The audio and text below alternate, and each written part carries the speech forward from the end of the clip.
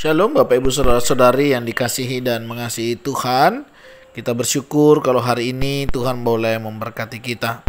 Mari sebelum kita membaca merenungkan firman Tuhan, kita berdoa. Tuhan, terima kasih, kami mengucap syukur untuk kasih setiamu di dalam hidup kami. Terima kasih untuk berkat-Mu, sampai hari ini Engkau boleh menjaga dan memelihara kami. Sebentar kami akan membaca dan merenungkan firman-Mu.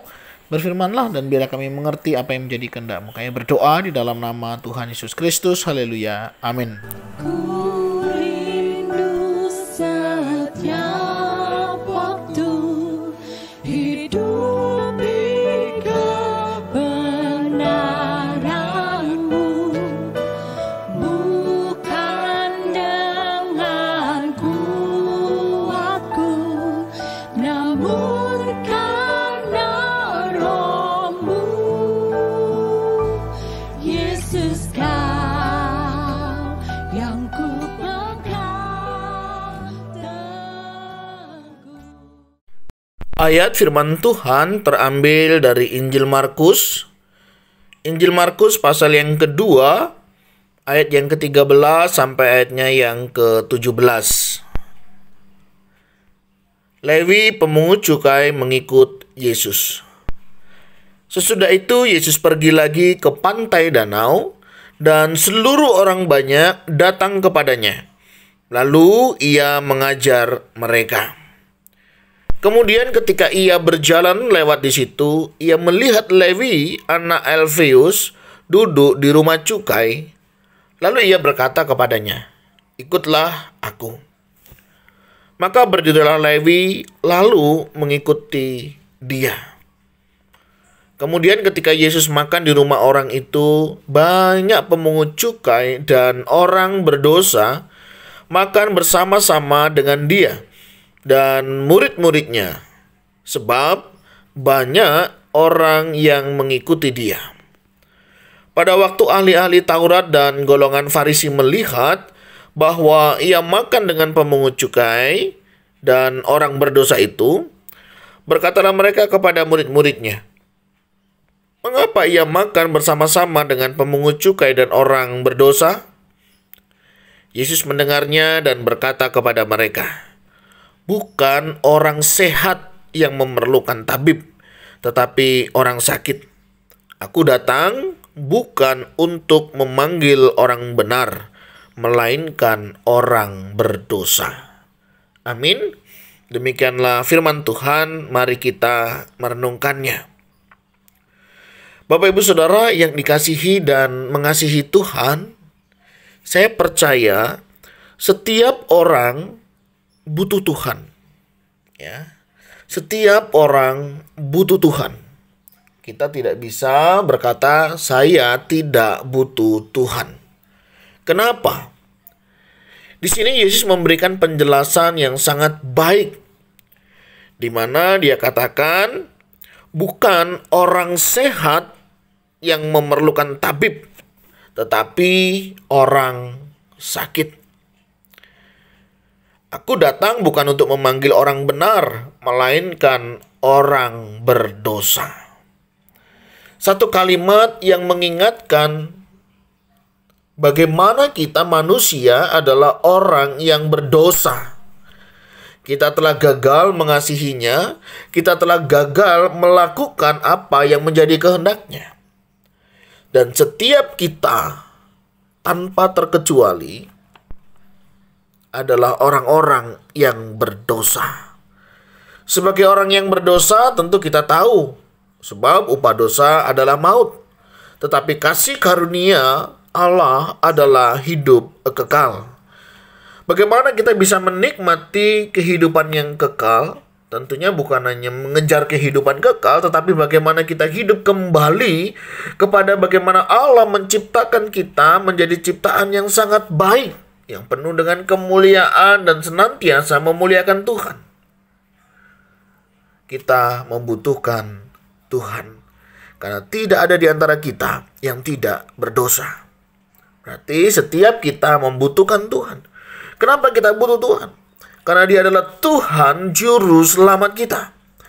Hanya kepadanya lah setiap kita bisa memohon pengampunannya. Setiap orang yang percaya kepadanya tidak binasa, melainkan memperoleh hidup yang kekal. Setiap orang yang mengaku dosa kepadanya, Ia adalah Allah yang setia dan adil, dan Dia akan mengampuni, bahkan menyucikan kehidupan kita. Bapak Ibu Saudara, hal ini mengingatkan kita bagaimana kita harus kembali kepada Tuhan. Tidak bisa tidak. Kemanapun engkau melangkah, bersembunyi pun kita di bawah tanah ini, Tuhan akan mengejar kita.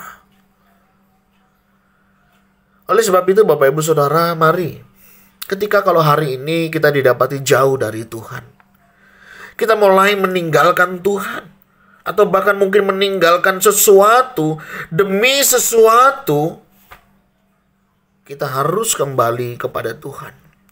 Sebandingkah kita meninggalkan Tuhan demi sesuatu yang saat ini sedang kita upayakan, yang sedang kita kejar, padahal Dia sudah mati, Dia digantung di atas kayu salib demi kita.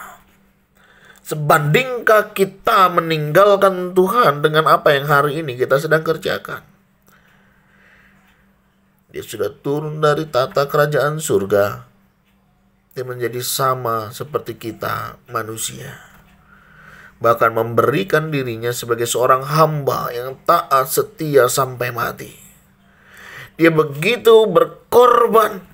Dia pandang ini sesuatu yang serius, di mana manusia tidak akan pernah bisa kembali kepadanya tanpa Dia datang menjumpai manusia dan berkorban memberikan hidupnya.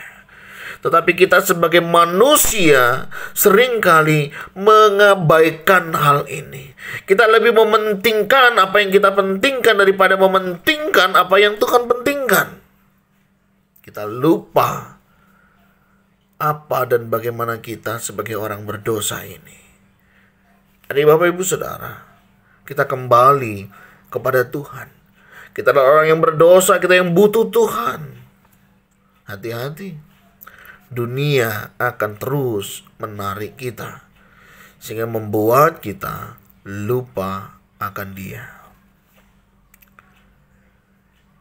Yang kedua, kita di sini belajar Tuhan memanggil Lewi. Lewi pada saat itu bukan lagi santai, bukan lagi gak ada pekerjaan, sehingga dia meresponi panggilan Tuhan.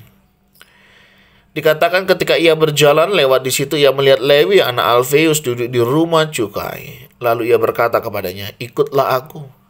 Maka berdirilah Lewi lalu mengikut dia. Bapak Ibu Saudara, kadang kita berpikir ya, ketika kita diajak untuk melayani, kita berkata sibuk, tidak punya waktu. Benarkah kita tidak punya waktu? Benarkah kita sibuk sampai kita tidak bisa memberikan waktu kita untuk melayani Tuhan? Apakah waktu kita berbeda? Atau waktu kita lebih cepat dari yang lainnya? Saya pikir-pikir waktu kita sama kok. Kita sama-sama diberikan waktu 24 jam oleh Tuhan. Bukan berarti waktu saya lebih cepat atau lebih lambat, dan waktu Bapak Ibu Saudara jauh lebih cepat, sehingga sampai kita tidak punya waktu untuk Tuhan. Ini berbicara tentang prioritas di dalam kehidupan. Jika memang Tuhan menjadi prioritas di dalam hidup kita, jika memang pelayanan adalah sebuah keharusan di dalam hidup kita, maka kita akan mengupayakan segala sesuatunya. Kenapa kita menjadi manja karena dunia ini? Bukankah Tuhan sudah berkorban di dalam hidup kita? Dan Tuhan memang memanggil kita di tengah kesibukan kita. Kenapa? Karena Tuhan tidak mau kita lebih menyibukkan diri kita dibanding kita menyibukkan diri di dalam Tuhan. Tuhan tidak memanggil kita ketika kita nganggur, tidak ada pekerjaan, tidak ada aktivitas, tidak ada sesuatu yang kita lakukan. Karena kan jauh lebih mudah untuk kita memprioritaskan Tuhan. Tapi ketika kita bekerja, ketika kita di tengah kesibukan, Tuhan memanggil kita karena Tuhan mau. Mana yang lebih utama di dalam hidup kita ini? Pekerjaankah atau melayani Tuhan? Ingat, pekerjaan Tuhan berikan bukan menjadi tujuan hidup kita. Pekerjaan, aktivitas, kegiatan, kesibukan kita Tuhan pakai menjadi sebuah sarana untuk kita bisa melayani Tuhan lebih efektif, lebih baik, lebih maksimal. Oleh sebab itu Bapak Ibu Saudara, ketika engkau di tengah kesibukan, engkau dipanggil untuk melayani, bersyukurlah. Karena Tuhan mau melihat hati kita. Di manakah hati kita hari ini? Kiranya dua kebenaran firman Tuhan hari ini boleh menolong dan memampukan kita melihat apa yang menjadi isi hati Tuhan bagi kita. Jika kita menyadari kita adalah orang berdosa, tepat, kita membutuhkan Tuhan. Tapi ketika kita merasa kita orang yang baik, orang yang hidup suci, orang yang sudah hidup benar, kita tidak membutuhkan Tuhan. Tapi hati-hati, kita berada di dalam manipulasi dosa. Jika saudara hari ini di tengah kesibukan, saudara dilibatkan di dalam pelayanan, dipanggil oleh Tuhan untuk mengerjakan pekerjaan Tuhan. Karena Tuhan mau melihat hati kita. Apa yang menjadi prioritas di dalam hidup kita hari ini. Mari kita renungkan hidup kita hari ini. Seberapa cintanya kita kepada Tuhan. Seberapa pengorbanan yang sudah kita berikan bagi Tuhan. Tuhan begitu mencintai kita. Begitu besar kasih Allah ke dunia ini. Sehingga ia telah mengaruniakan anaknya yang tunggal. Supaya setiap orang yang percaya kepadanya tidak binasa. Melainkan memperoleh hidup yang kekal. Tuhan sudah memberikan hidupnya bagi setiap kita. Dia mati di atas kayu salib.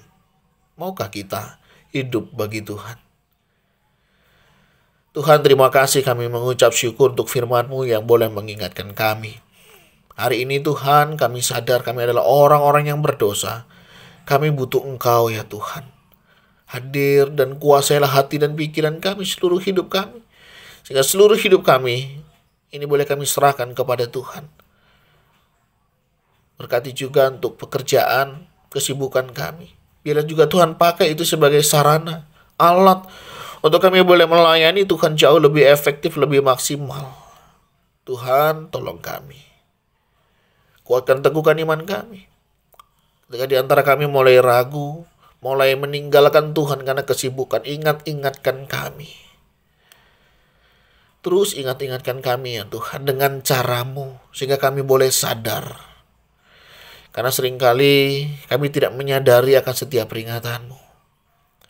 Bekerjalah seluas-luasnya di dalam hati dan pikiran kami, sehingga kami juga boleh mengalami Engkau di dalam hidup kami. Kami berdoa untuk setiap kami, Tuhan tolong kami meresponi panggilan-Mu. Kami berdoa ya Tuhan dan mohon berkat-Mu di dalam nama Tuhan Yesus Kristus. Haleluya. Amin. Bapak Ibu Saudara, demikian renungan kita hari ini. Kiranya boleh menolong dan memberkati setiap kita. Tuhan Yesus memberkati. Shalom.